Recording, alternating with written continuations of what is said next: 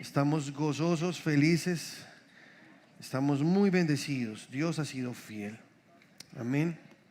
Aleluya. Bueno, vamos a entrar en la palabra de Dios y hoy tengo algo que Dios ha puesto en mi corazón. Gloria a mi Señor. Ok, ¿ya saludaron a alguien ahí? ¿Sí? ¿Le dieron una buena sonrisa?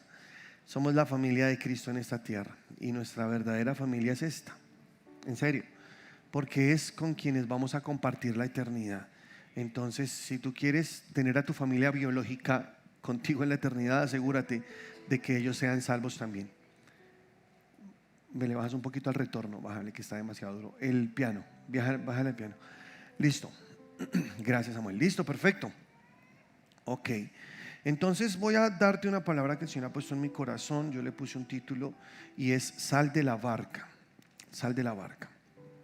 Seguramente ya te imaginas de quién se trata esto. Y sí, vamos a tomarlo como primer ejemplo. Pedro, cuando estaba en el barco junto a los discípulos y Jesús se acerca en medio de una tormenta en el mar, de noche, oscuro, todo era muy negativo, todo parecía ser el final para ellos porque estaba bastante difícil la tormenta.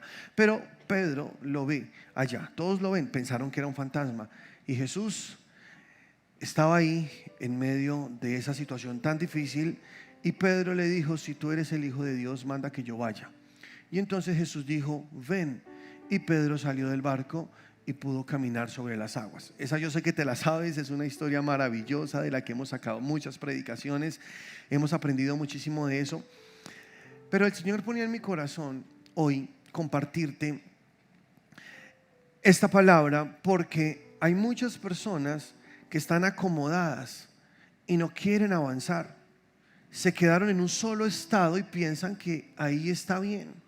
O de pronto por momentos sueñan y anhelan otro tipo de situación, otro tipo de vida, pero como que la fe no les alcanza para dar pasos hacia adelante. Y en la vida con Dios se necesitan riesgos. Sin riesgos nunca vamos a llegar a ningún lado. La fe, de hecho, en un gran porcentaje es riesgo. Yo sé que cuando tratamos de hablar de fe y son tantas cosas que conciernen a este gran tópico de la Biblia, la fe, el riesgo siempre está implícito en lo que nosotros debemos entender como fe. Porque de nada sirve tú escuchar algo y decir sí, es verdad, si no lo haces, si no das un paso adelante. Esta historia que tú ya conoces, que está en Mateo capítulo 14 versículo 27, me gustaría leértela para analizar algunas cosas acá. Dice la palabra: pero enseguida Jesús les habló diciendo: tened ánimo, yo soy, no temáis. Yo soy el gran nombre, ¿no?, de nuestro Señor. Él es el gran yo soy, Él es el todopoderoso. Les dice: tengan ánimo, yo soy. Ahora, ¿por qué les habla acerca de esto? Porque ellos habían perdido su ánimo. Una de las cosas que más nos estanca en la vida es cuando se va el ánimo, cuando ya no tenemos el ánimo que teníamos antes para hacerle, para caminar, para proyectarnos. Entonces, si tú no tienes ánimo, la cosa se pone mal. Por eso el Señor te habla a tu corazón y te dice: yo soy. Yo soy es el nombre de Dios. Ese nombre Yahweh o YWH que traduce como el yo soy, como yo tengo el control, yo soy el todopoderoso, yo puedo cambiar esta situación, te dice hoy: yo puedo, yo soy el más fuerte. Entonces necesitas levantar tu ánimo, porque si tu ánimo está decaído, todo lo demás va a comenzar a caer. Cuando una persona se deja caer en su ánimo, muy pronto va a ver también cómo se cae su negocio, va a también ver cómo se cae su familia, cómo se cae su salud, y todo comienza a caer después de que cae el ánimo. Por eso el Señor quiere que tú tengas tu ánimo siempre arriba. Y Él te repite y te repite que debes estar gozoso, porque el gozo es la muestra de que tú tienes ánimo, que estás bien.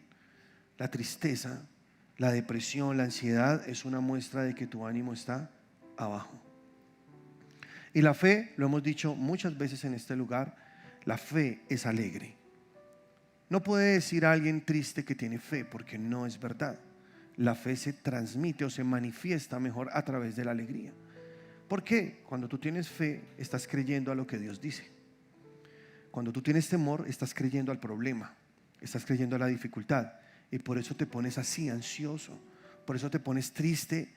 Y es como si como un desasosiego inundara tu vida. Entonces ¿qué va a pasar? ¿Qué va a pasar?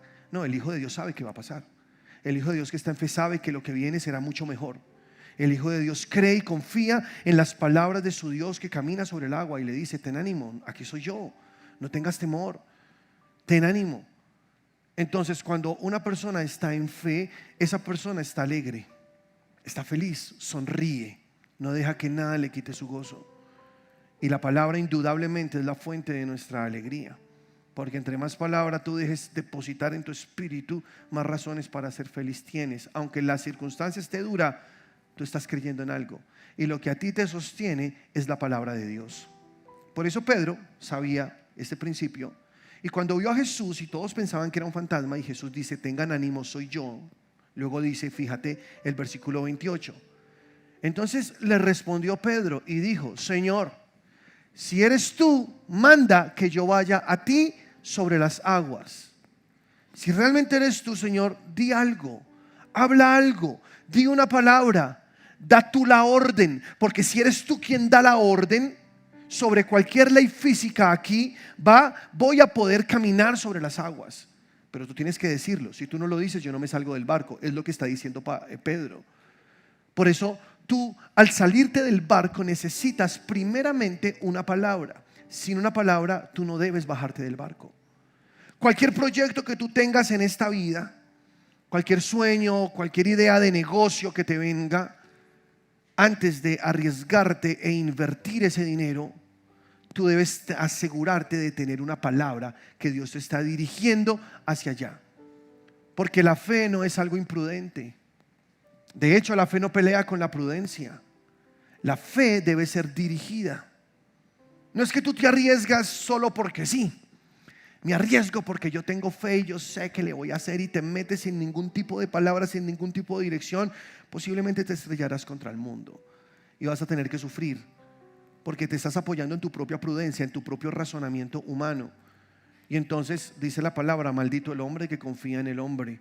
Si tú confías en un hombre, estás bajo maldición. Y si confías en ti mismo, pues estás bajo maldición. Estás confiando en el hombre que menos deberías confiar, y es en ti mismo.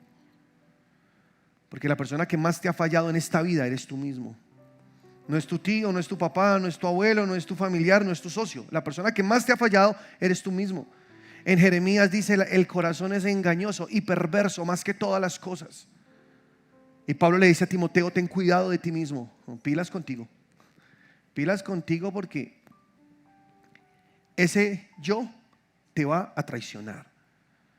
Porque ese yo te va a decir que te lances por lugares que Dios nunca te ha dicho que te lances. Y si te lanzas allá, podrías fracasar. Y no trates de adornar tu imprudencia con la palabra fe, porque la fe no es imprudencia. Los riesgos sí son necesarios y toca asumirlos, siempre y cuando sean riesgos dirigidos. Y el Espíritu Santo es el que te da la sabiduría para tener un equilibrio donde la fe no se vuelve temor, donde la prudencia no se vuelve temor, y donde la fe no se vuelve imprudencia, sino que tú estás justamente en el punto donde Dios te dice: es por aquí. Siempre verás a un Dios que te llama a cosas que tú no puedes hacer, porque si te llamara a hacer cosas que tú puedes hacer, la gloria sería tuya, y después dirás: yo lo hice, me preparé para esto, yo supe cómo manejarlo. En cambio, cuando Dios te llama a hacer cosas que esté fuera de tu alcance, es Dios quien lo va a hacer, y toda la gloria se la llevará Él. Pero para eso se necesita tener una fe aterrizada en la palabra del Señor. Creemos en lo sobrenatural y lo hemos visto, pero nunca esperamos ver para creer. Siempre creemos a un Dios que habla llamándonos hacia un lugar desconocido, hacia un lugar que Él mismo se encarga de enseñarnos, de decirnos: por aquí es, solo necesito que confíes en mí. Quiero llevarme la gloria de esto, pero quiero dejarte a ti el milagro, quiero dejarte a ti la bendición, pero vamos, camina conmigo. Pedro desde el barco le dijo: Jesús, di la palabra, y si tú dices la palabra, entonces yo iré, yo caminaré. Y Jesús dio la palabra. En el siguiente versículo ves que Jesús respondió: ven. Ahora, ven es una palabra muy corta, solamente tiene 3 letras. Ven, pero porque salió de la boca de Dios, esa palabra de tan solo 3 letras pudo sostener a Pedro sobre el agua. Porque a Pedro no lo sostuvo el agua, a Pedro lo sostuvo la palabra de Dios. Y lo que a ti te va a sostener en tu proyecto, en tu decisión, en esa nueva vida que quieres empezar, en ese nuevo emprendimiento o en esa nueva sede, en esa ampliación de tu proyecto. Yo no sé qué tengas en mente, o si es que te quieres casar, o tengas algo ahí que el Señor mismo ha puesto en tu corazón. Lo único que a ti te va a sostener ahí es la palabra que Dios te dé. Porque si Dios lo dijo, tú tienes todas las garantías. Tú sabes que Dios estará contigo, que Él no te dejará y que Él será fiel a su palabra, Él será fiel a su promesa y Él lo hará. Y tú vienes a congregarte a una iglesia esperando recibir palabra de Dios, ¿o no? Y Dios está aquí y Dios te habla. Y sé que a muchos Dios les ha hablado con cosas puntuales de su vida para luego ir y tomar decisiones. Pero quiero decirte que el Dios que está aquí también está en tu casa, también está en tu trabajo, también está en todo lo que tú haces. Y así como Dios te habla a través de un predicador, también puede hablarte a través de la voz interior de tu espíritu, allá en el secreto con Dios, y va a comenzar a guiarte a toda verdad. Pero tienes que estar listo y tienes que hacer como Pedro y decirle a Jesús: habla, Señor, da la palabra, y entonces cuando tú des la palabra, yo me arriesgo y yo saldré del barco y yo creeré, Señor, y me lanzaré, porque yo sé que tú estás acá. Así que podemos decirlo de una manera muy sencilla. En primer lugar, cada vez que tú quieras tomar una decisión de riesgo, debes asegurarte que tienes una palabra. Debes ser dirigido por el Espíritu Santo. Romanos 8:14 dice: todos los que son hijos de Dios, estos son guiados por el Espíritu de Dios. ¿Cuántos hijos de Dios hay acá? Entonces tú puedes ser guiado por el Espíritu de Dios. A ti no te dirige el pastor, a ti no te dirige una persona, ni tampoco te dirigen las tendencias, las modas o las influencias que tú recibes a través de los medios de comunicación. A ti quien debe dirigirte la vida es el Espíritu Santo. A veces personas se acercan a mí y me piden consejo. No está mal, está bien. Lo que no está bien es que quieran o esperen de mí una dirección, que yo les diga: haz esto y haz esto y haz esto. Porque yo no soy el Espíritu Santo. Quien hace ese trabajo es el Espíritu Santo. Es más, sería para mí algo muy feo tratar de meterme en la vida privada de las personas y tratar de dirigirles su vida, cuando la palabra de Dios dice claramente que nosotros no debemos enseñorearnos de las personas, no podemos ejercer señorío sobre ellas, porque nosotros no somos dueños de nadie. Aunque Dios nos haya puesto a apacentar su grey, aunque Dios nos haya puesto como pastores del rebaño, gloria a Dios por eso, pero el que dirige la vida de cada creyente es el Espíritu Santo. ¿Mejor o no? Se evita uno conflictos.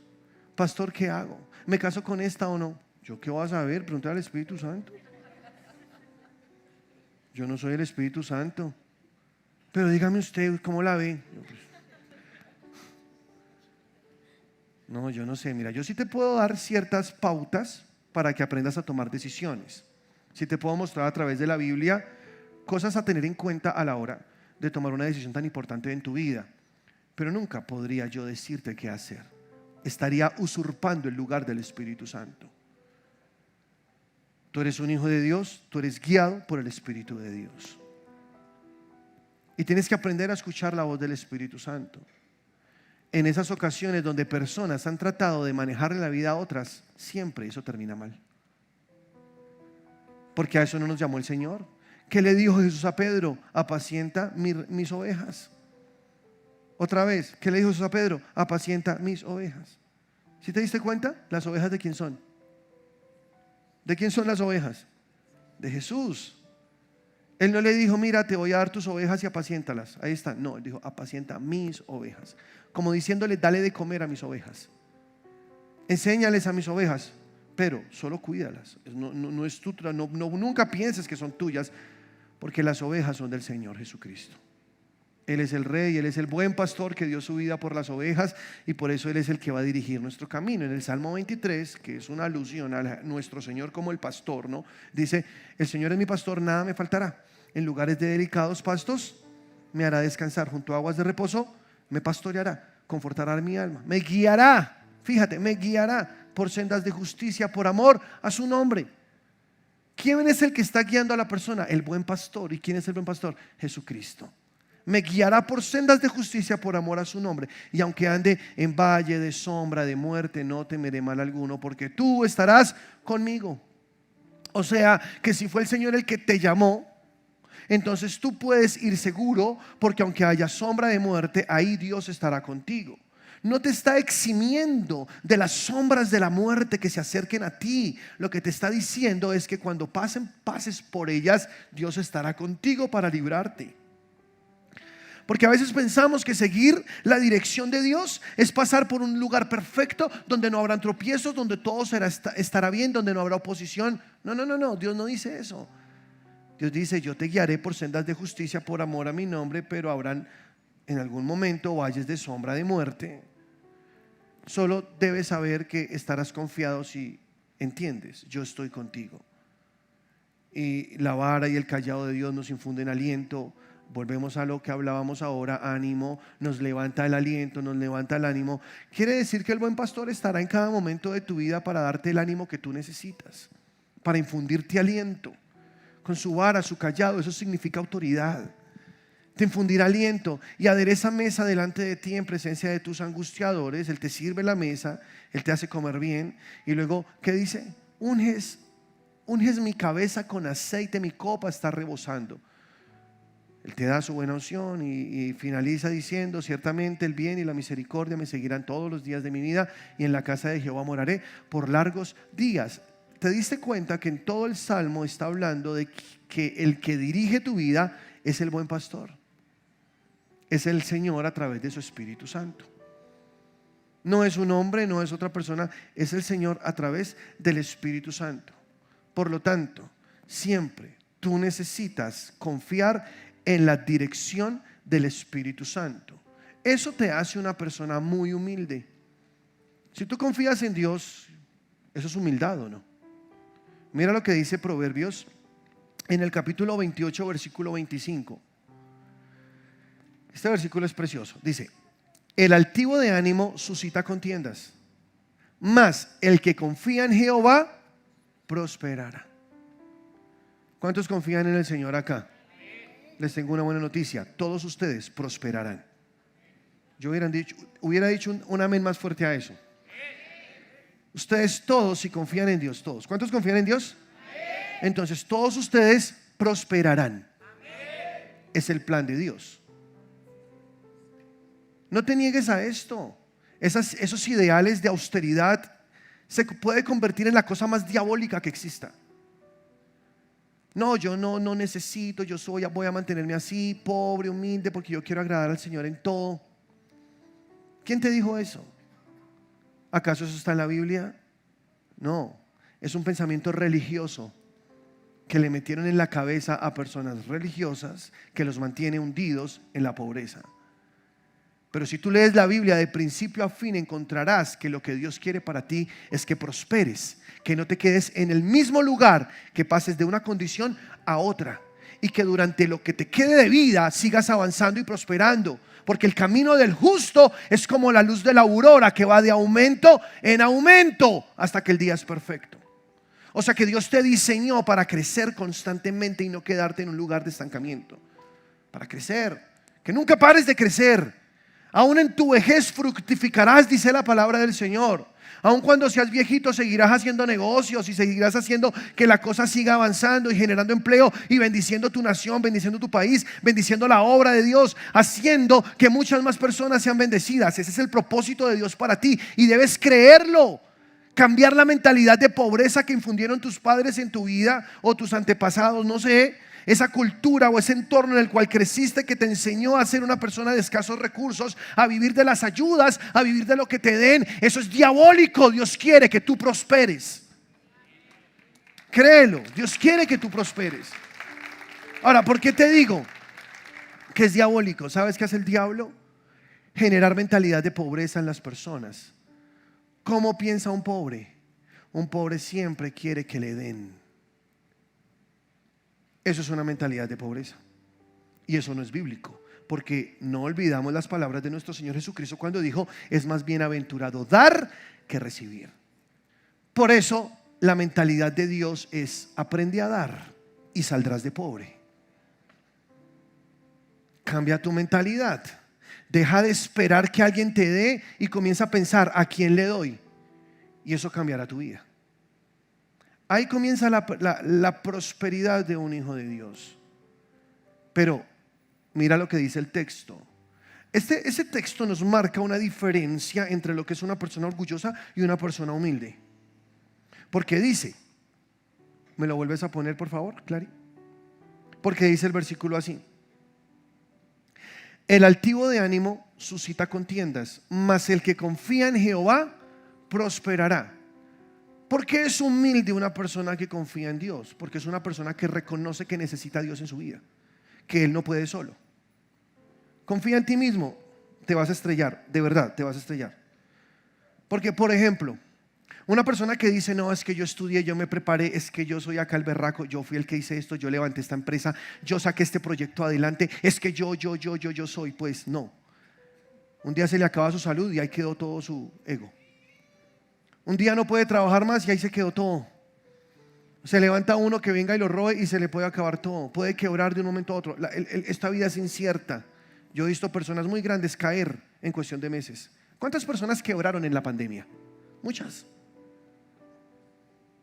Por eso no hay nada cierto, o mejor, no hay nada seguro en la confianza en sí mismo. Porque confiar en sí mismo se llama orgullo. No estamos de acuerdo con los pensamientos humanistas.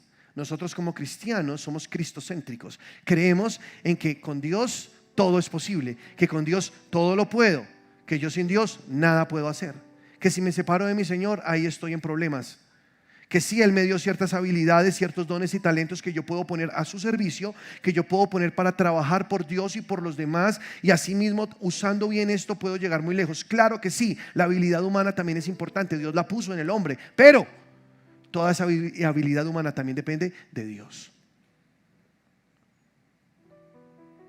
El hombre humilde es el que confía en Dios. ¿Tú quieres ser verdaderamente humilde? Confía en Dios. Pon toda tu confianza en Dios y di: Señor, yo creo que tú eres quien me sostiene. ¿Yo por qué me voy a salir de mi barco? Porque sé que tú me sostendrás, Señor. Tú no sabes qué va a pasar en el mundo en los próximos días. Tú no sabes qué va a pasar el otro año. ¿Cómo van las cosas? ¿No vieron lo que pasó en la India? Ya están cerrando por otras enfermedades, epidemias que se han levantado, otros virus, otras cosas. Están a punto de cerrar un país completo porque se levantó otro virus y otras cosas. Tú no sabes qué va a pasar. Y yo no estoy sembrando temor en ti. Por el contrario, te estoy enseñando a confiar en Dios. Porque pase lo que pase, Él te sostendrá. Y Él te sacará en victoria. ¿Sí lo crees? Aleluya. Pase lo que pase. Entonces, ¿confías en Dios o confías en ti? ¿Confías en Dios o confías en el hombre? El hombre altivo, el que confía en sí mismo, solo suscita contiendas. Donde quiera que esté hay enemistad. Donde quiera que esté pone en contra a las personas. El orgullo crea malos ambientes. El orgullo daña el ambiente de trabajo de una empresa, ¿o no? ¿Has visto una persona orgullosa que está ahí en la mitad, que se cree el todopoderoso? Es hasta fastidioso tratar con personas así. Pero ¿has visto una persona humilde? Todos quieren estar con él. Una persona humilde, la gente quiere hablarle, quiere escucharlo, quiere aprenderle. El corazón humilde es algo tan importante en los hijos de Dios. Jesús dijo así, que Dios exalta al humilde, pero al altivo lo mira de lejos. El que se exalta será humillado. El que se humilla será enaltecido. Porque Dios mira al altivo de lejos, no le gusta. Ese fue el pecado del diablo, ¿no? A Jesús no le gusta, a Dios no le gusta eso. En cambio, tú confías en tu Dios, tú sabes que es Dios quien te sostiene. Por eso dependes de su dirección y esperas que Él te hable para entonces actuar. Eso es confianza en Dios. Y ahí vamos a otro punto dentro de lo mismo, y es que la oración es el acto de humildad más grande que tú puedes hacer. Porque cuando tú estás orando, estás reconociendo que necesitas a Dios en tu vida, que tú no puedes solo. Orar es algo precioso. ¿Cuántos aman orar? Orar es una cosa maravillosa. A mí no me gustaba orar, de verdad. Yo fui criado en un hogar cristiano y me decían ore, y a mí me daba de todo. Vamos a orar. Y yo, ya de una me entraba la pereza. Vamos a orar. Bueno, sí. Entonces todos oraban y uno hacía como, pero uno no oraba, la verdad. Solo se hacía uno el que oraba, porque mi papá desde chiquitos nos enseñó, tienen que orar, tienen que orar. Y eran las 4 de la mañana cuando mi papá estaba entrando al cuarto. Todos a pararse, vamos a orar. Le tocaba levantarse allá medio dormido, vaya, métase a esa ducha fría, métase allá de rodillas 1 hora orando. Y uno se quedaba dormido allá, así acostado, porque normalmente eran mis papás pastores. Antiguamente, ¿no? Ya casi no se usa eso, pero antiguamente era el auditorio de la iglesia y arriba vivían los pastores, ¿no? En la misma casa. Entonces ir a orar era fácil, era solo bajar las escaleras y arrodillarse a orar. Y entonces nos arrodillábamos a orar, y yo ponía ahí, eran bancas de madera, de esas largas, que eran hechas con una estructura metálica, y era como una tabla acá y otra tabla allá, ¿sí? Largas. Entonces quedaba un hueco. Entonces uno se acostaba ahí y mi hermano ponía una revista de Condorito y se ponía a leerla ahí. Así era, mi hermano me enseñaba cosas. Él ponía la revista de Condorito y era ahí. Y ponían tapeticos en la iglesia, entonces uno ponía los tapetes para arrodillarse. Y apenas mi papá venía por ahí caminando, él tapaba con el tapetico la revista. Y esperaba que mi papá pasara y volvía a quitar el tapetico y seguía mirando Condorito. Eso hacía Samuel. Terrible, ¿no? Entonces nos decía mi papá, ore, y se ponía bravo, nos regañaba. Abra su boca y ore. Nosotros, sí, Señor, Señor, aleluya. O sea, la verdad ni entendíamos lo que decíamos. Pilas, viene el Señor y lo deja. Donde venga el rapto de la iglesia, usted se queda, ni ora ni nada. Y uno, uy, no, Señor, no, yo no me quiero quedar del rapto. Y yo era chiquito, tenía como 9 años, no menos, como 7 años un día, y me quedé dormido una tarde. Y cuando me desperté era de noche. Y yo me sentí solo y me levanté. Yo, Dios mío, ¿qué pasó? Todo estaba en silencio. Y entonces yo me levanté y mis papás no estaban por ahí. Y yo dije, fue el rapto. Fue el rapto. No, ese día me metí un susto, pero terrible, o sea, de verdad. Yo dije, no, me quedé por no orar. Porque cuando el papá me dice que no oro, me quedé el arrebatamiento de la iglesia y me metí al cuarto. Y ahí estaba mi hermano Samuel acostado. Y yo, ay, Samuel está, menos mal, no fue el rapto. Pero después pensé, no, ese también se hubiera quedado. Nos quedamos. Nos quedamos los dos.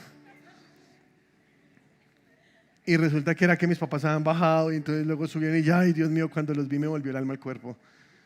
Todo era como basado en el temor, en el terror, ¿no? Entonces uno crecía pensando que todo era, si yo no hago esto me va mal, si yo no me va mal, si no oro me va mal, si no, todo, Dios está muy bravo, si yo le saco la piedra a Dios. Y siempre pensábamos de esa manera porque nos enseñaron a ver un Dios tirano. Ahora, no fue con una mala intención, yo sé, había una buena intención detrás de todo esto, y gloria a Dios, porque igual nos sembraron mucha palabra, una bendición. Pero cuando tú creces y compruebas que orar no es una carga, sino un deleite, que orar es el lugar donde tú encuentras el descanso para tu alma, el reposo, que orar es donde tú encuentras la dirección de Dios para poder saber cómo manejarte en la vida y cómo tomar decisiones.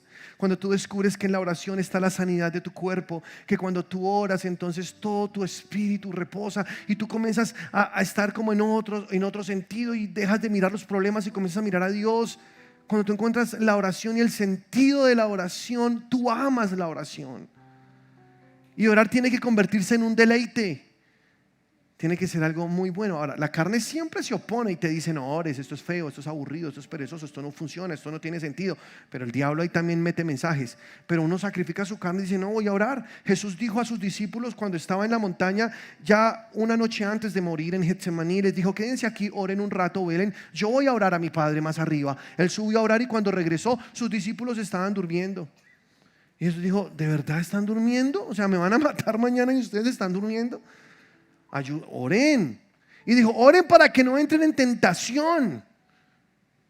Analícenlo. Orar hace que tú no entres en tentación.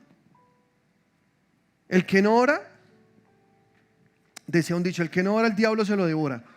Cuando tú no oras, tú estás dejando tu carne con toda la libertad y con toda la fortaleza. Por eso tú necesitas someter tu carne. Y en la oración tú estás sometiendo tu carne, y es por eso que tú no entras en tentación tan fácil. Una persona que ora no entra en tentación. Es guardado, es protegido. Jesús le dijo a los discípulos: oren para que no entren en tentación. El espíritu a la verdad está dispuesto, pero la carne es débil. Se subió, volvió a orar: Padre, si es posible, pasa de mí esta copa, pero que no se haga mi voluntad sino la tuya. Oró Jesús. ¿Qué estaba pidiendo Dios? Dirección. Jesús estaba orando al Padre pidiendo dirección. Él tenía algo en su corazón que Dios había plantado. Él sabía que tenía que ir a la cruz, pero oró diciendo: si es posible, otra forma, otra manera, dímela, pero que no se haga mi voluntad sino la tuya. ¿Qué nos enseña a nosotros eso? Que es en oración donde obtenemos la dirección que necesitamos para nuestra vida. Él supo qué hacer cuando llegaron los soldados y dijeron: ¿quién es Jesús? Jesús dijo: yo soy. Y cuando dijo yo soy, todos cayeron al piso. Pedro sacó la espada y dijo: aquí nos vamos a matar todos. Yo no voy a dejar que maten a mi maestro, que aquí nos damos es duro todos. Y entonces Jesús le dice a Pedro: baja la espada. Y viene un hombre llamado Malco y Pedro le lanza y le quita la oreja, ¿no? Y Jesús le llama la atención a Pedro: Pedro, de esto no se trata. A mí no me matan, yo pongo mi vida. Entiéndelo, yo acabo de recibir una dirección, acabo de ser reafirmado en algo que Dios me dijo que haga. El Padre me dio las instrucciones, yo tengo que cumplir con mi misión. Le pone la oreja a Malco, milagrosamente se la pega y se entrega a los soldados. Y ahí va Jesús a hacer la obra más hermosa, más humilde que ha hecho algún hombre en la historia, y es morir por personas malas. Jesús se entregó a la muerte y ya sabemos todo. Jesús se resucitó de allí y llevó muchos hijos a la gloria, que somos todos nosotros. Ahora puso en nosotros el espíritu de su Hijo. Tú tienes el Espíritu Santo. Ahora tú puedes también hacer lo mismo que hizo Jesús: orar para pedir dirección, ir y buscar a Dios. Cuando Jesús regresa, encuentra a sus discípulos otra vez durmiendo. Les dice: oiga, no es posible que no hayan podido velar ni siquiera una hora. Como dando a entender que por lo menos una hora uno debería orar, ¿no? Por lo menos, ni siquiera una hora pudiste velar. No pudieron. Bueno, levántense. Jesús oró y no entró en tentación.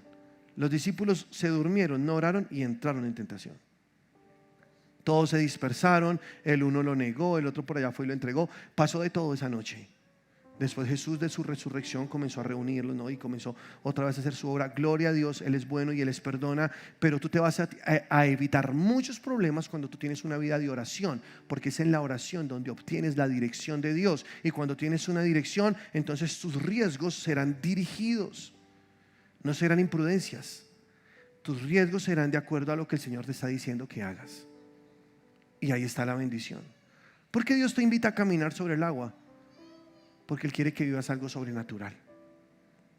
Y es que la vida con Dios debe ser sobrenatural. Porque si no, entonces ¿cuál es la diferencia con la gente del mundo? ¿O no? ¿Por qué nosotros podemos vivir en poder sobre la enfermedad? ¿Por qué podemos vivir en poder sobre la ruina, sobre la pobreza, sobre la depresión, sobre la ansiedad? ¿Por qué nosotros tenemos poder sobre el pecado? Es que hay una explicación sencilla: el Evangelio es poder de Dios para salvación. Y cada uno que vive en el Evangelio puede vivir en ese poder, para que haya una diferencia entre una persona de Dios y una persona del mundo. O si no, ¿cuál sería esa diferencia si somos iguales a los del mundo? Dios quiere que tú vivas una vida sobrenatural, que tengas poder sobre el pecado, sobre Satanás, sobre los demonios, que vivas en ese poder sobre la enfermedad, sobre cualquier plan del diablo. Que tú tomes esa autoridad y camines sobre esa autoridad. Ese es el propósito de Dios para ti. Que vivas una vida sobrenatural. Por eso Él te va a llamar a las aguas. Te va a decir: está muy bien lo que ya viviste, está muy bien lo que ya conociste, te felicito, aprendiste a capotear la vaina ahí en medio de tu condición, pero quiero más. Quiero llevarte a aguas más profundas. Entonces quiero que des un paso de fe. Y tú dices: amén, Señor, doy ese paso de fe. Y yo no sé, pero seguramente aquí hay personas que están esperando una palabra de Dios y Dios solamente les está diciendo hoy, ven a las aguas, hay algo por conquistar. Yo no quiero que te quedes ahí, quiero llevarte y hacerte crecer. Y entonces dice la palabra de Dios en Eclesiastés, en el capítulo 11, versículo 4, así. Mira lo que dice Eclesiastés 11:4. El que al viento observa no sembrará, y el que mira a las nubes no cegará. No solo es soñar, no solo es pensar y decir, uy, qué chévere, tengo una idea. No, es hacerla también. Porque si te quedas solo soñando y pensando en buenas ideas y no haces nada, no va a pasar nada. Hay que dar pasos de fe. Hay que tomar riesgos. Sin riesgos no hay avance. Mira a los grandes empresarios. ¿Por qué ellos están ahí? Porque tomaron riesgos. ¿O no? Bueno, algunos les heredaron la empresa al papá, pero muchos no. Muchos sí tomaron riesgos. Y dijeron, voy a hacer esto y voy a tomar este riesgo. Y se lanzaron, porque en el riesgo hay crecimiento. Y uno sí debe arriesgarse, pero fíjate cómo dice el versículo, porque es que hay tesoros, ¿no? Dice la palabra, el que al viento observa no sembrará, y al que mira a las nubes no cegará. ¿De qué está hablando? De que debes tomar acción, pero está directamente relacionado con otra ley. ¿Cuál? La ley de la siembra y de la cosecha. Tú sabes que a ti, cuando asumas un riesgo, te sostendrá la palabra que tienes y la semilla que sembraste. Si tú quieres tener éxito en los negocios que hagas, sé un sembrador. Jesús dijo, es más bienaventurado el que da que el que recibe. Porque en la siembra tú estás asegurando cosas que luego vendrán, porque esas siembras te sostendrán. Por algo el rey David decía, en medio de las batallas y cuando estaba en peligro, él decía, Señor, haz memoria de mis ofrendas. ¿Qué relación tiene lo uno con lo otro? ¿Qué relación tiene el orar cuando está en una batalla que lo van a matar sus enemigos y sacar ahí a colación, Señor, haz memoria de mis ofrendas? Porque David sabía algo importante. David sabía que en tiempos de dificultad lo que lo sostenía también era todas esas ofrendas que él había dado. Es que la palabra lo dice, el alma generosa será prosperada. El que cierra su mano entrará en la ruina. Esas semillas es lo que a nosotros nos sostiene. Y tenemos que aprender a ser personas generosas, personas dadivosas, que estamos dispuestos siempre a ayudar, a darle a alguien. Si alguien necesita, bueno, sembrar en la obra de Dios, bendecir a personas, ayudar, siempre tener esa intención. Y no te quedes solamente en el cálculo. Y es que hay algo aún más poderoso acá, y te lo voy a decir. La palabra de Dios dice que el amor al dinero es el principio de todos los males, ¿sí o no? Es el principio de todos los males. O sea, lo más perverso que tú puedes hacer en esta vida es amar al dinero. Porque por ahí entra todos los males. No el dinero, ¿no? Amar el dinero. El dinero no es malo, el dinero es una bendición y se necesita. ¿Qué es lo malo? Amar el dinero. Cuando Dios te llama y te invita a ser una persona que da, realmente Dios lo que está haciendo es cuidando tu corazón para que tú no ames el dinero. Porque aquel que puede soltar algo y puede dar algo de lo que tiene es porque su corazón no está ahí. Él lo suelta fácil. Si tú quieres saber si amas el dinero o no, eso es muy sencillo. Haz un autoanálisis. ¿Qué tan dador soy? Ahí tú ya sabes qué tanto amas el dinero.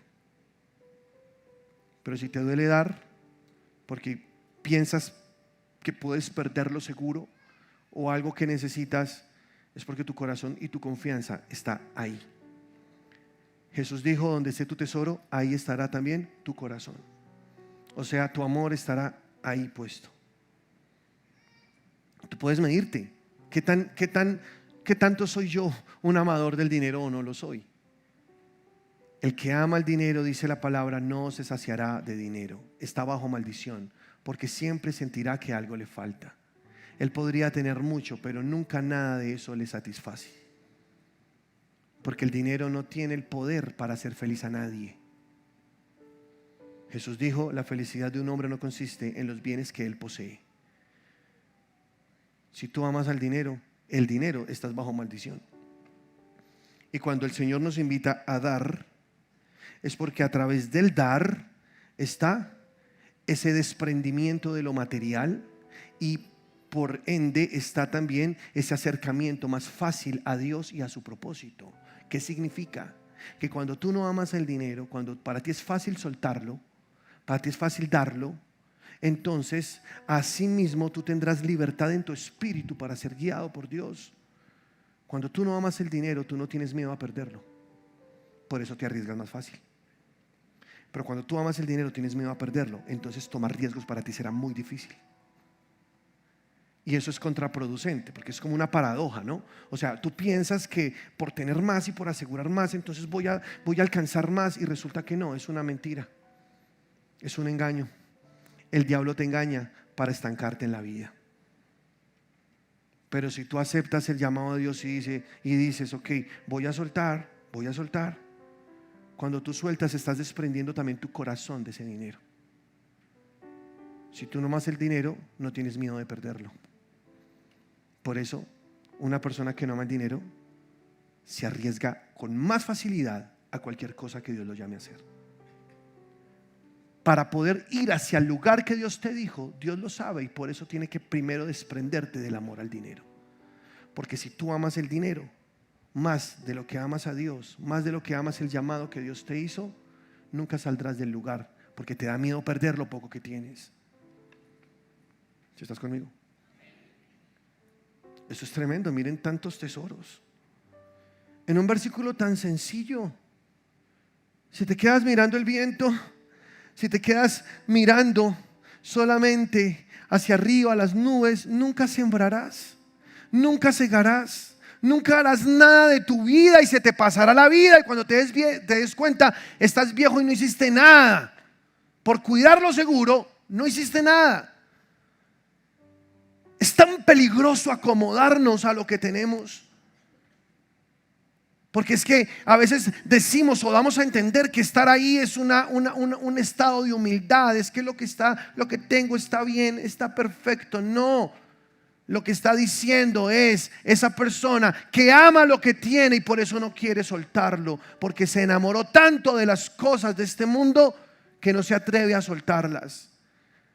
Pero la fidelidad se prueba en el tesoro del hombre, porque el corazón del hombre siempre estará en el tesoro.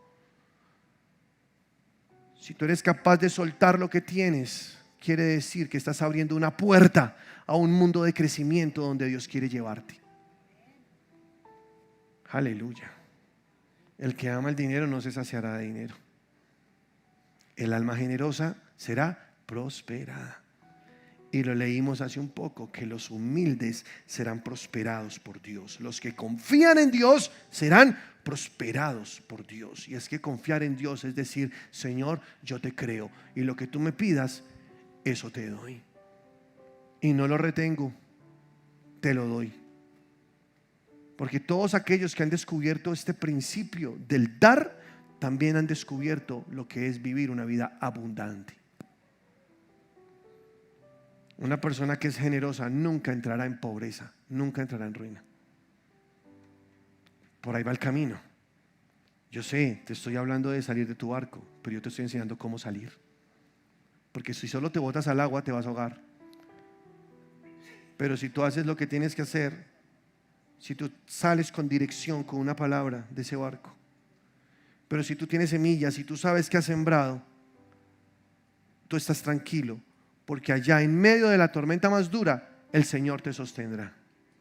E incluso si llegas a cometer errores en el camino, el Señor te sostendrá, porque el Señor es fiel con los infieles, pero Él honra a los que le honran. Y hay una gran diferencia, porque el honrar en la Biblia es estar dispuesto a darlo todo por esa persona. En este caso Dios honra a los que le honran. Yo estoy dispuesto a darlo todo por Dios. Eso es honra. La fidelidad de Dios es algo precioso, porque a pesar de nuestra infidelidad, Él sigue siendo fiel. Aun cuando tú fallas, te equivocas y hiciste algo que no está bien, Él sigue siendo fiel. Él sigue siendo tu papá, Él sigue siendo tu Dios, Él sigue siendo bueno contigo. Pero tú no querrás quedarte solamente ahí en ese nivel donde Dios es bueno y Dios me perdona y otra vez se la embarré, pero bueno, Dios me perdona, su misericordia es para siempre. Entonces yo otra vez pequé, bueno, otra vez Dios me perdona. No, ya no más en eso, estás perdiendo el tiempo, estás dejando pasar la vida. Tú puedes ir a un nivel más alto y es un nivel de honra. Voy a hacer que mi vida honre a Dios en todas las cosas. Y entonces la reciprocidad de Dios se aplica para ti, porque Dios honra a los que le honran. Y si tú pones a Dios en el primer lugar de tu vida, Dios se encargará de todos tus asuntos. Pedro se salió del barco. Él honró una palabra que Jesús le dio. Él creyó en que Jesús haría algo. No sabía cómo, pero lo sostendría. Puso los pies sobre las aguas y comenzó a caminar hacia Jesús. En un momento dudó. Pensó, lo que estoy haciendo no es posible. Yo debería hundirme porque estoy caminando sobre el agua. Y entonces dejó de mirar a Jesús y miró hacia abajo. Y cuando miró hacia abajo, se comenzó a hundir. Pero es que él ya había dado un paso de fe. Él ya se había salido del barco. Y eso es lo que más me gusta de la historia, que aun cuando él dudó y comenzó a hundirse, ¿qué hizo Jesús? Le dio la mano y le dijo: hombre de poca fe, ¿por qué dudaste? Poca fe. Jesús se salió del barco en medio de una tormenta, en medio de la noche. ¿Eso es poca fe para ti? ¿En qué nivel estamos? Buen punto, ¿no? Hombre de poca fe, ¿por qué dudaste? O sea, arriesgarte a creerle a Dios y dar pasos hacia adelante es apenas el comienzo de una fe que está en desarrollo para lograr alcanzar cosas muchísimo más grandes. Pero Jesús no lo condenó. Jesús no lo hundió. Jesús le dio la mano y le dijo: levántate, camina conmigo. Hombre de poca fe, sí. Tuviste fe, pero poca. Tu fe alcanzó para salir del barco y para llegar hasta acá. Está bien, pero yo te voy a enseñar una fe más grande. Ya diste el paso. Yo honro a los que me honran. Vamos, caminemos juntos. Ahora se produjo lo más sobrenatural. No es Pedro caminando sobre el agua, es Pedro tomado de la mano de Jesús caminando sobre el agua, que es la escena más linda que tú puedes ver en toda esta historia. Y la escena más hermosa que tú puedes ver de tu vida es verte tú cogido de la mano de Dios, caminando sobre las tormentas, sobre las aguas, y creyendo que el Señor te lleva a lugares más profundos, de mucha más bendición, que el Señor prometió prosperarte. Él lo hará. ¿Lo crees? Aleluya. ¿Lo crees o no? Aleluya. ¿Cuántos creen de verdad esta palabra? Entonces, hay que asumir riesgos, pero no así nomás. Hay que saber cómo asumir los riesgos. Por lo general, cuando alguien me cuenta un proyecto que tiene, yo nunca le digo si lo haga o no lo haga, porque no soy el Espíritu Santo, pero sí trato de aterrizarle sus ideas. Y una de las cosas que yo le pregunto es: ¿tú eres fiel a Dios en el dar? ¿Tú eres una persona que siembra, que diezma, que hace lo que la palabra de Dios dice? No, pastor, pero cuando yo tenga, lo voy a hacer. No, así no funciona, porque lo poco siempre será la prueba de la fidelidad de alguien. Y el que sabe ser fiel en lo poco, Dios lo pone en lo mucho. Si tú no lo haces hoy que tienes poquito, no lo vas a hacer cuando tengas mucho. De hecho, no entra lo mucho. Entonces tú tienes que aprender hoy. Y te voy a dar un consejo: disciplínate. Entra en la cultura del dar, porque el dar es una cultura.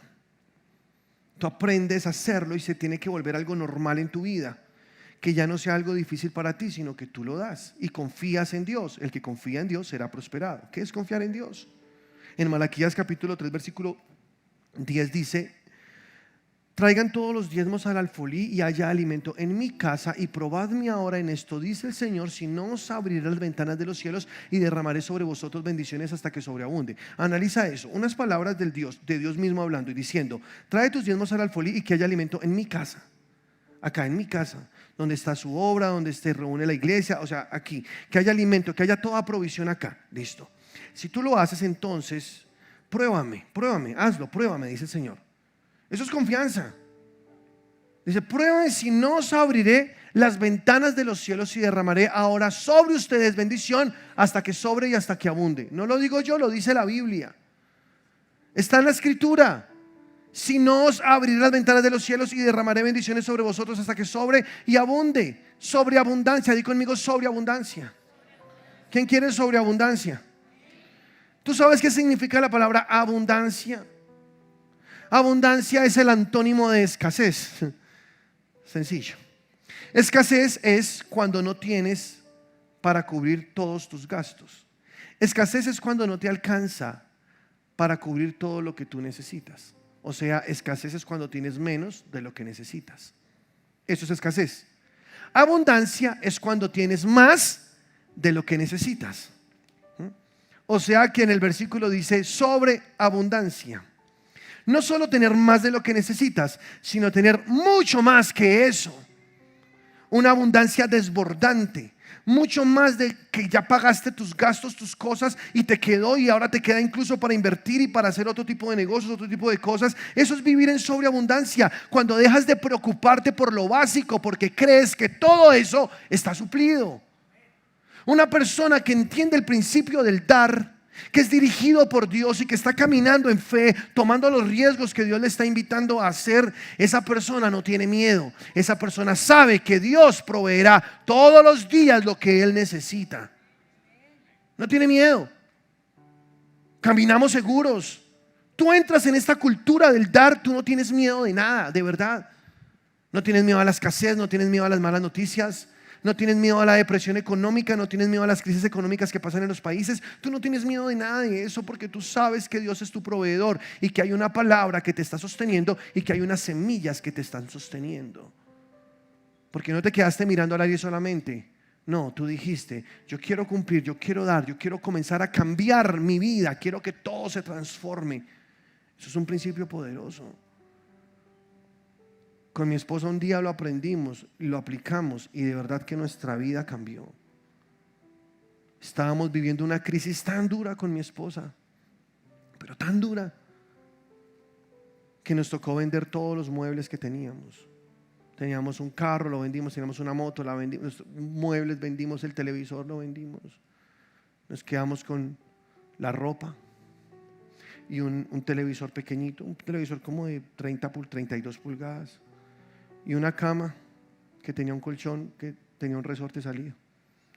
Era nuestra cama matrimonial, un colchón que había sufrido la aflicción. Y nosotros ahí, sin nada, afligidos como el pobre colchón. Y entonces dijimos, ¿y ahora qué hacemos? Y mi esposa dijo, no sé, todo estaba cerrado, todo estaba cerrado. ¿Alguna vez tú te has sentido así como que todo está cerrado? O sea, como que no pasa, no se abre una puerta, no, o sea, tú golpeas, tú tratas, no pasa nada. Y dices, pero ¿qué es lo que está pasando, Señor? Y entonces yo oré y le dije a Dios, no, yo no quiero vivir así. Me tocó devolverme a la casa de mis padres porque no teníamos ni siquiera para pagar un arrendamiento. Donde estábamos, nos colgamos y ya debíamos como 4 meses de arriendo, finalmente nos tocó salir. Ahora debíamos unas multas grandísimas, estábamos reportados en todo lado. Yo nunca había sentido que alguien se interesara tanto por mí como las asesoras de Bancolombia y como las asesoras de los bancos en los que tenías las tarjetas de crédito. Más de 70 millones de pesos debíamos solo en tarjetas de crédito, porque habíamos llegado a un punto en el que éramos saque aquí para tapar, saque aquí para tapar, saque aquí para tapar. Eso es terrible, porque uno va a colapsar. Y uno se hace una idea tonta, uno piensa, no, yo mientras tanto, yo sé que después no, eso el roto se hace más grande, más grande, más grande. ¿Y saben cuál es el problema? Que tú ya no estás pagando solamente lo que te prestaron, sino estás pagando intereses y interés sobre interés y una cantidad de cosas. Y cuando yo me senté a hacer cuentas, yo me di cuenta que lo que debía era mucho y yo no tenía ya cómo salir. Entonces le dije a mi esposa, vámonos del país, la fácil, vámonos del país. Ahí tenemos la visa, pues vámonos y buscamos futuro en otro lado. Pero antes de tomar cualquier decisión tonta, porque es que, ¿sabes cuál es el error? Cuando bajo presión tú decides. Ese es de los peores errores que tú puedes cometer. Uno no debe decidir así. Tú no decides por la presión, tú decides por el Espíritu Santo. Entonces yo me metí a una habitación donde vivíamos allá en el primer piso, en la casa de mi familia. Y me metí a ese cuarto, estaba solo, y yo me arrodillé a Dios y le dije: Señor, tu palabra dice que tú prosperas.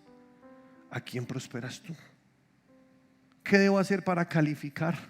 ¿Qué estoy haciendo mal? Y me puse juiciosito a estudiar en la Biblia todo lo que la Biblia dice acerca de prosperidad económica. Y me llevé tremenda sorpresa. Me di cuenta que la Biblia habla demasiado del tema. Que de Génesis a Apocalipsis el deseo de Dios es que sus hijos sean prosperados.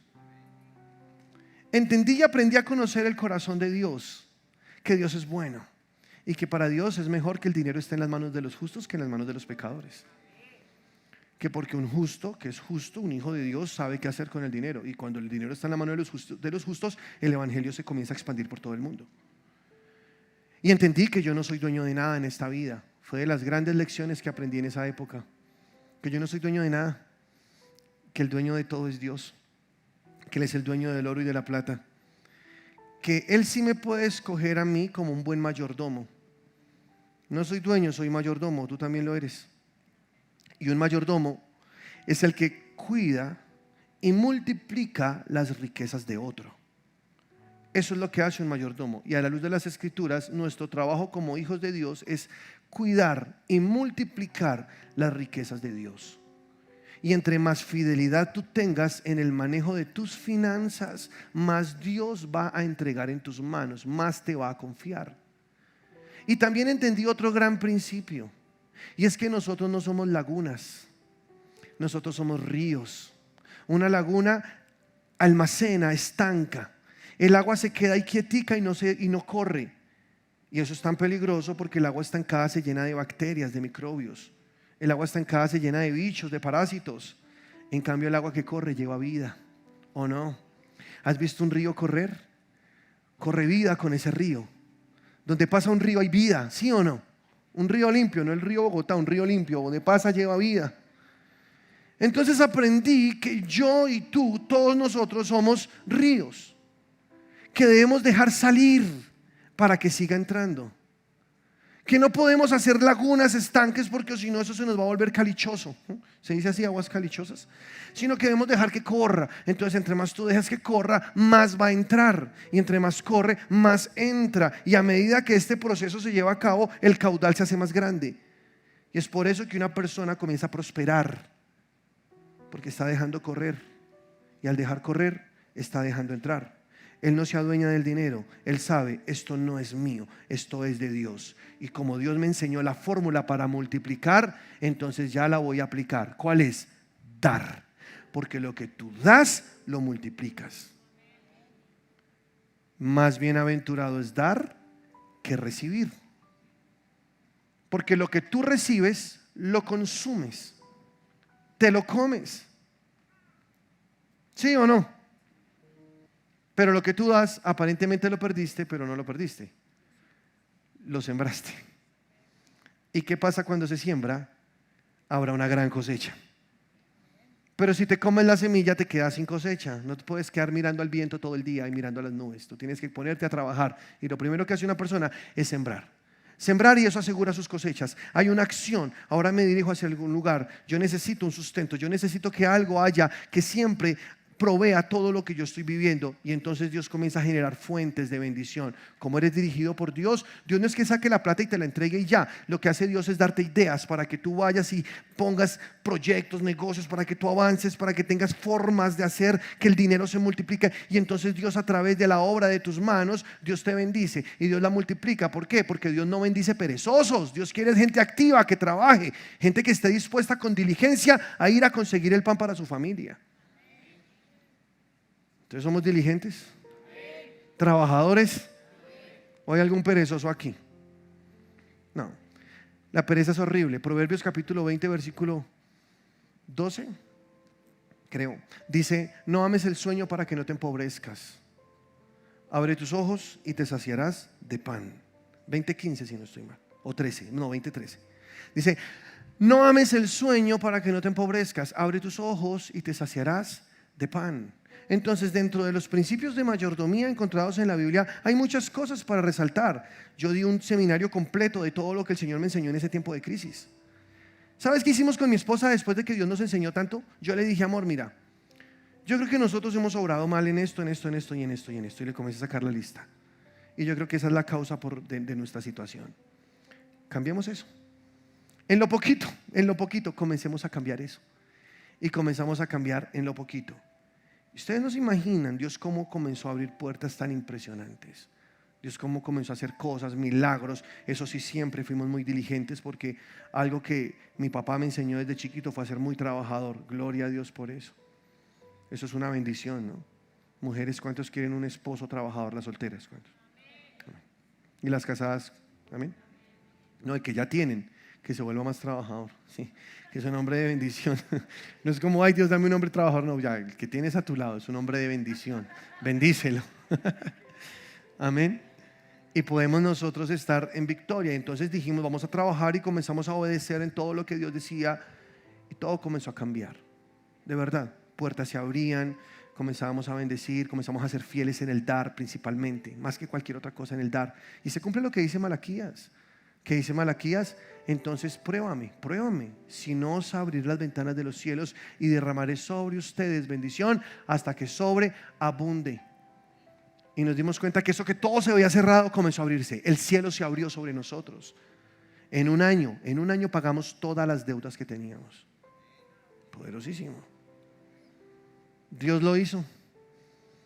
Ya a los 2 años estábamos otra vez en un apartamento en lo más de lindo. Ya estábamos otra vez comprando un carro. Ya estábamos de hecho nos regalaron el carro. Dios comenzó a traer cosas impresionantes y comenzó a traer multiplicación. Y desde entonces yo digo, si hay una verdad que yo abrazo y nunca suelto, es la verdad del dar. Y antes de cualquier otra cosa, yo tengo que saber que lo primero es dar, cumplir con lo que Dios me dice, porque eso está asegurando todo lo demás. Y la bendición tiene que fluir. Y entonces ahora, cuando Dios me dice, haz esto, a mí no me da miedo, y lo digo con toda humildad. ¿Por qué? Porque yo sé que hay unas semillas que me están respaldando. Yo sé que hay una palabra que me sostiene. Y entonces vamos, el Señor está con nosotros, y el Señor dará provisión, y el Señor hará que ese proyecto se haga realidad, y ninguno de ustedes quedará estancado. Todos ustedes son llamados a prosperar. Aleluya. Todos, ninguno se queda por fuera del plan, ninguno. Entonces, sal de la barca, pero sal bien. No te salgas solito ahí a estrellarte, no, sal bien. Recuerda estas palabras y tenlas en tu corazón y comienza a vivirlas, porque yo lo he visto con mis ojos. ¿Cómo? El alma generosa es prosperada. Yo veo a estos muchachos acá, servidores, hombres y mujeres de Dios que llegaron a esta iglesia sin nada y hoy día están bendecidos. Y los veo como ahora son empresarios después de no tener nada. Y a uno no le da envidia eso, antes al contrario, no le da esa alegría ver la gente crecer, ¿o no? ¿Y cuál es la diferencia? Ellos han sido personas obedientes a Dios, y ahí Dios comienza a multiplicar. Y perdóname, voy a poner un ejemplo, pero es que es un ejemplo muy vivo que todos conocemos.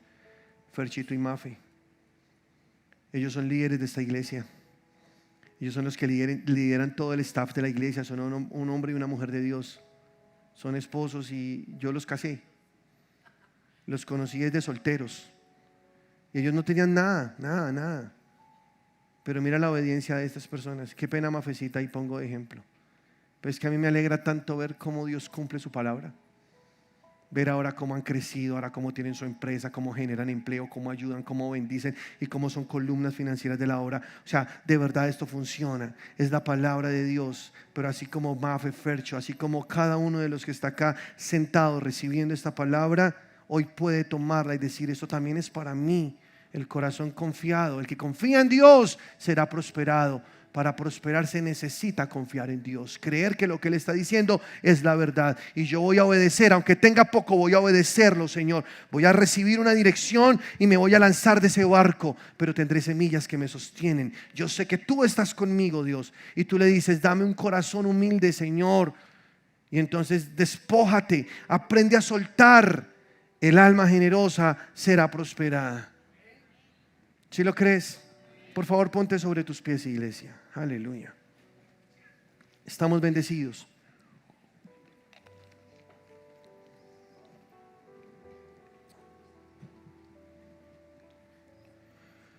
Aleluya. Hoy es una noche, hay que apagar la luz. Hoy es un día muy especial porque hoy tomamos la cena del Señor. Y tomar la cena del Señor es poderoso, ¿sí o no? Cuando nosotros tomamos la cena del Señor, estamos recordando lo que Jesús hizo por nosotros al morir en nuestro lugar. Él hizo muchas cosas.